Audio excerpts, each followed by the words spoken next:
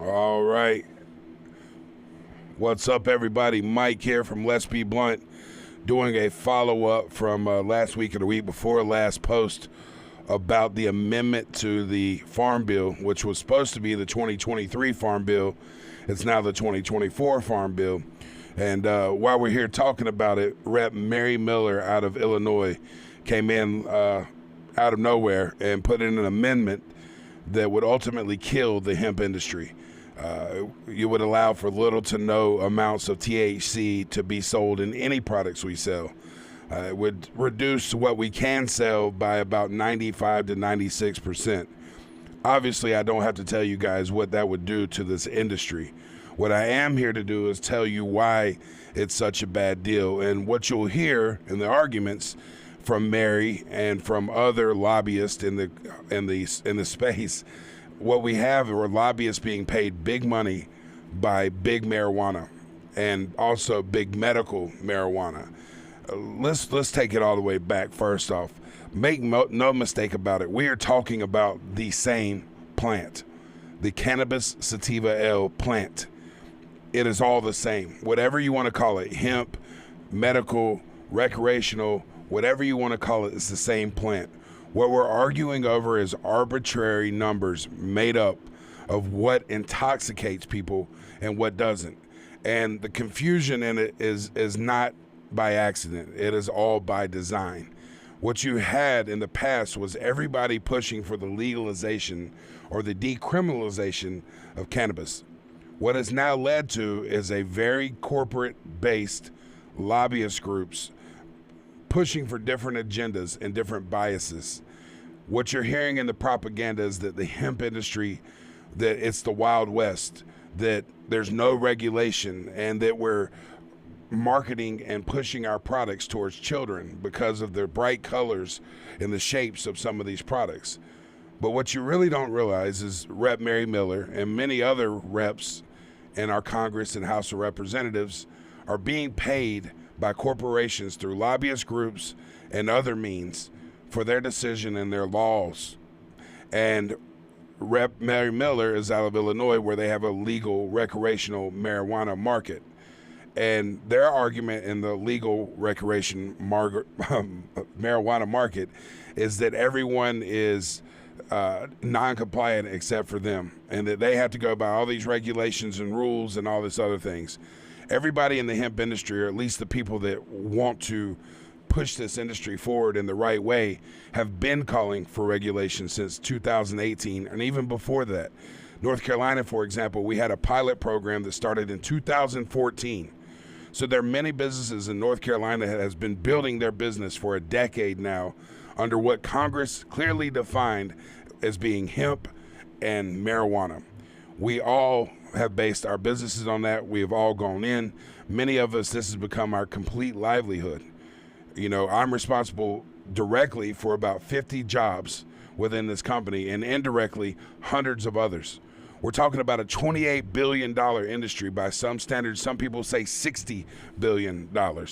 This is a nationwide industry that has built itself from the ground up, from the mud, from the bootstraps.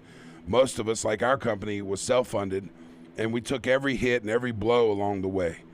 So, as Rep. Mary Miller puts this amendment in there that could kill the industry, you need to reach out to your representatives and tell them, do not vote on the Farm Bill.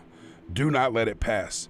And from our friends in Washington and the lobbyists that we work with, we're finding out that it's very unlikely that the Farm Bill will actually be passed. But don't take that for granted. We have many different facets, many different angles of people coming at us in this industry. We need to get back to one group with one voice pushing this plant forward. The people's greed and the corporate interest have taken over common sense. We already have a legalized cannabis market nationwide through the hemp industry. And honestly, it has done great compared to the medical industry and the rec industry. And for my personal opinion, the reason it's done so well is because we kept the government out of it. But we have self-regulated. We do not sell to anyone under the 21 years of age in our company, and most companies I know. We already do third-party testing. We already make sure that the package is labeled correctly to show that it is a cannabis product and that the label actually matches the test results. Many of us that do things the right way are already going by these standards. So why kill an industry? Why not come forth with regulation for what we've already built? And the simple, easy answer is everybody's jockeying for position to make the most money possible. Even this rescheduling deal from Schedule 1 to Schedule 3, make no mistake about it, that simply is about power and control. What needs to happen is this plant needs to be decriminalized, period. It needs to be sold and traded and bought no different than the food we buy. And for this talk about save the children and children are overdosing and adults are overdosing, it's all bullshit, in my opinion. Nobody that goes to the hospital dies from cannabis overdosing. Yeah, somebody might take too many and feel scared and have a flight or flight reaction, and they go to the hospital and they're given an IV and some water and maybe a medication to calm them down, but there's no treatment beyond that, and no one dies. So I think an education on what these products are and what they will do to you and how they make you feel is needed. And if we're worried about the children getting their hands on it, that's up to the parent. Keep the children out of things that don't belong to them. The same way we do with tobacco and alcohol and chemicals under the sink and Tide Pods and all these other things. The parents have to take responsibility at some point to watch what their children are doing and what they're taking. So, in short, urge your representative, both in Congress and the House, to vote against the Farm Bill until that amendment is removed. But from what I'm hearing, it's going to have a hard time passing because there's so many other controversial pieces in Congress and the Senate and the House.